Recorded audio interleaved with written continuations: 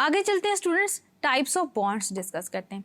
सबसे पहले स्टूडेंट्स मैं आपको एक ब्रीफ सी समरी देती हूँ कि आपके बॉन्ड्स कैसे कैसे बन सकते हैं। सबसे पहले तो students gain and loss of electrons, यानी कि जब मैं गेन और लॉस की बात कर रही हूँ एक ही टर्म में एक ही पर्टिकुलर टाइप ऑफ बॉन्ड के लिए, तो आई मीन कि म्यूचुअल ट्रांसफर ऑफ इलेक्ट्रॉन से आपके पास एक बॉन्ड बनता है जिसे हम कहते हैं आयनिक बॉन्ड। देन स्टूडेंट्स आपके पास बॉन्ड ऐसे भी बन सकता है इलेक्ट्रॉन शेयर कर लें। अगर स्टूडेंट्स आपके पास पार्शली फिल्ड इलेक्ट्रॉन्स हैं, पार्शली फिल्ड आपके पास ऑर्बिटॉल्स हैं, तो क्या करते हैं स्टूडेंट्स, वो म्यूचुअली अपने इलेक्ट्रॉन शेयर कर लेते हैं और आपके पास जो बॉन्ड बनता है उसे हम कहते हैं कोवेलेंट बॉन्ड। फर्दर स्टूडेंट्स ये बॉन्ड आपके पास 3 टाइप्स का होता है, यानी कि ये सिंगल कोवेलेंट बॉन्ड भी होता है अगर हम एक इलेक्ट्रॉन पेयर शेयर कर रहे हैं। अगर स्टूडेंट्स हम 2 इलेक्ट्रॉन पेयर शेयर कर रहे हैं आपस में तो डबल कोवेलेंट बॉन्ड होता है। देन स्टूडेंट्स अगर 3 शेयर कर रहे हैं तो ट्रिपल कोवेलेंट बॉन्ड होता है। देन स्टूडेंट्स थर्ड टाइप आपके पास होती है कोऑर्डिनेट कोवेलेंट बॉन्ड की, जो कि आपके पास कोवेलेंट बॉन्ड की ही एक टाइप है। उसमें स्टूडेंट्स क्या होता है कि आपके पास जो लोन पेयर ऑफ इलेक्ट्रॉन होता है वो कंप्लीटली ट्रांसफर हो जाता है आपके पास इलेक्ट्रॉन डेफिशिएंट सेंटर के पास। तो चलते हैं स्टूडेंट्स वन बाय वन इनको डिस्कस करते हैं। सबसे पहले चलते हैं आयनिक बॉन्ड की तरफ। Ionic bond is form by the complete transfer of electrons, यानी कि स्टूडेंट्स आपके पास एक ऐसा एटम होगा जिसकी स्टूडेंट्स आयनाइजेशन एनर्जी काफ़ी कम होगी। आयनाइजेशन एनर्जी कम होने का मतलब है स्टूडेंट्स वो आसानी से कैटायन में कन्वर्ट हो जाता है अपना आउटर मोस्ट इलेक्ट्रॉन लूज करके। यानी कि स्टूडेंट्स पॉइंट नंबर 3 में ये कह सकती हूँ कि एक ऐसा एटम जो बहुत ज़्यादा हाईली इलेक्ट्रोपॉजिटिव है वो अपना इलेक्ट्रॉन लूज करता है, जबकि एक ऐसा इलेक्ट्रॉन एक ऐसा एटम आपके पास वो इलेक्ट्रॉन गेन करता है जो ज़्यादा इलेक्ट्रॉन एफिनिटी रखता है, यानी कि उस एक्स्ट्रा इलेक्ट्रॉन के लिए अफेक्शन रखता है, अट्रैक्शन रखता है। एज अ रिजल्ट स्टूडेंट्स आपके पास एक आयोनिक बॉन्ड बनता है between a atom of a low ionisation energy and the atom of a higher electron affinity. अब स्टूडेंट्स याद रखिएगा कि जब मैं टर्म यूज़ करती हूँ कैटायन के लिए कि वो इलेक्ट्रोपॉजिटिव है या वो एटम जो कि इलेक्ट्रॉन लूज कर रहा है वो इलेक्ट्रोपॉजिटिव है, तो जो इलेक्ट्रॉन उसको गेन कर रहा है यानी कि जो एटम उस इलेक्ट्रॉन को गेन कर रहा है उसको हम कहेंगे कि वो इलेक्ट्रोनेगेटिव होता है। और वो क्यों होता है? क्योंकि स्टूडेंट्स वो नेगेटिव चार्ज के लिए या नेगेटिव इलेक्ट्रॉन डेंसिटी के लिए अट्रैक्शन रखता है।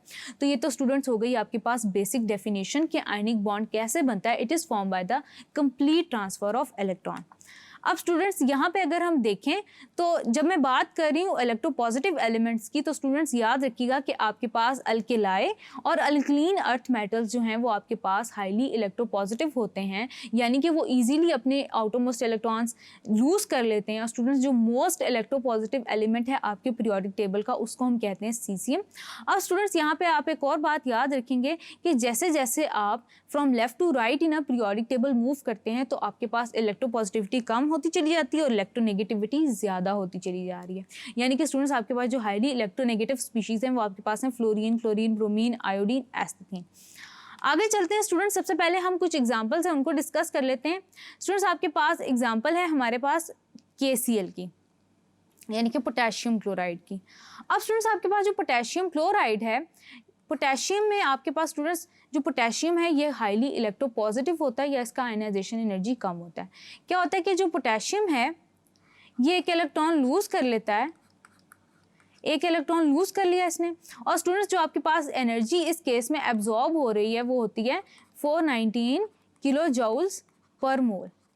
देन स्टूडेंट्स आपके पास जो क्लोरीन है वो क्या करता है कि वो इलेक्ट्रॉन गेन कर लेता है और एज अ रिजल्ट स्टूडेंट्स आपके पास वो कन्वर्ट हो जाता है एनायन के अंदर, और एज अ रिजल्ट जो एनर्जी रिलीज होती है वो होती है -349 किलो जूल पर मोल। अब स्टूडेंट्स आप याद रखेंगे कि पोटेशियम और क्लोरीन दोनों यहाँ पे नियरेस्ट नोबल गैस कॉन्फ़िगरेशन जो आर्गॉन की है वो अटेन कर लेते हैं, यानी कि 2, 8 और 8। अब स्टूडेंट्स क्या होता है कि पोटेशियम अपने कैटायन में कन्वर्ट हो गया जबकि आपके पास जो क्लोरीन है वो अपने एनायन में कन्वर्ट हो गया। दोनों के अंदर हो गई ट्रांसफर ऑफ इलेक्ट्रॉन। दोनों स्टूडेंट्स एक दूसरे को अरेंज करेंगे एक लैटिस की फॉर्म में, जिसको स्टूडेंट्स आप अपने सामने डायग्रामेटिक इलस्ट्रेशन के अंदर भी देख सकते हैं। यानी कि कैटायंस और एनायंस अरेंज होंगे एक नेटवर्क के अंदर और एक क्रिस्टल लेटिस बना लेंगे। और स्टूडेंट्स याद रखिएगा कि the energy that is released when a lattice is formed, when a crystal is formed from its gaseous atoms या आयंस, उसको हम कहते हैं लैटिस एनर्जी। और इस केस में स्टूडेंट्स आपके पास जो एनर्जी रिलीज हो रही है वो होती है -690 किलो जूल्स पर मोल। आगे चलते हैं स्टूडेंट्स, हम देखते हैं एक और एग्जांपल है आपके पास सोडियम क्लोराइड की, जो कि हम नॉर्मली भी डिस्कस करते रहते हैं।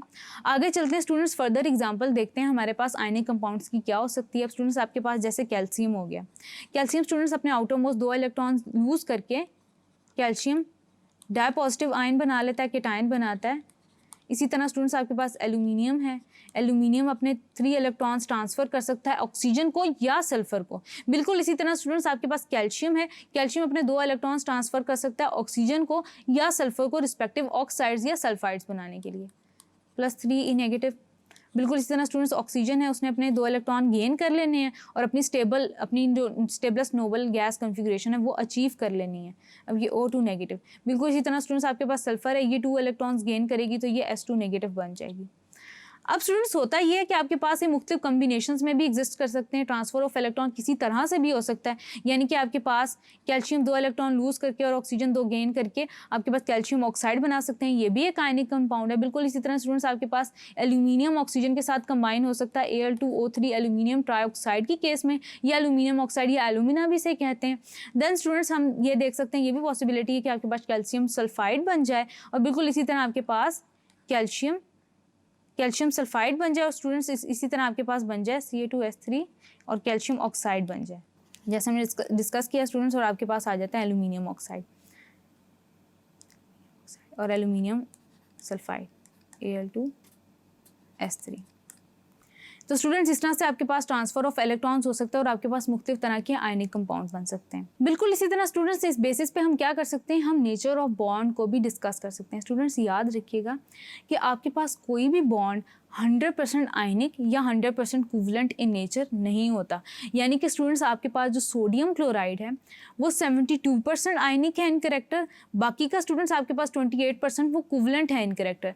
बिल्कुल इसी तरह स्टूडेंट्स आपके पास सीसियम फ्लोराइड है, सीसियम फ्लोराइड सबसे ज़्यादा मोस्ट आयनिक है इन कैरेक्टर, यानी कि स्टूडेंट्स ये 92% आयनिक होता है। उसके अलावा स्टूडेंट्स आप याद रखिएगा कि जो आपके पास आयनिक कंपाउंड्स होते हैं इनके अंदर जो है इलेक्ट्रोनेगेटिविटी डिफरेंस जो डेफिनेट होता है वो एग्जिस्ट कर रहा होता है, यानी कि स्टूडेंट्स इनके दरमियान भी चार्ज डेंसिटी जो होती है वो आपके पास इम्बैलेंस्ड होती है, यानी कि पॉजिटिव और नेगेटिव चार्जेस आपस में एग्जिस्ट कर रहे होते हैं, इनके दरमियान चार्ज डेंसिटी की इक्वल डिस्ट्रीब्यूशन नहीं होती। आगे चलते हैं स्टूडेंट, डिस्कस करते हैं थॉरली कोवलेंट बॉन्ड को और कोऑर्डिनेट कोवलेंट बॉन्ड को। Thank you.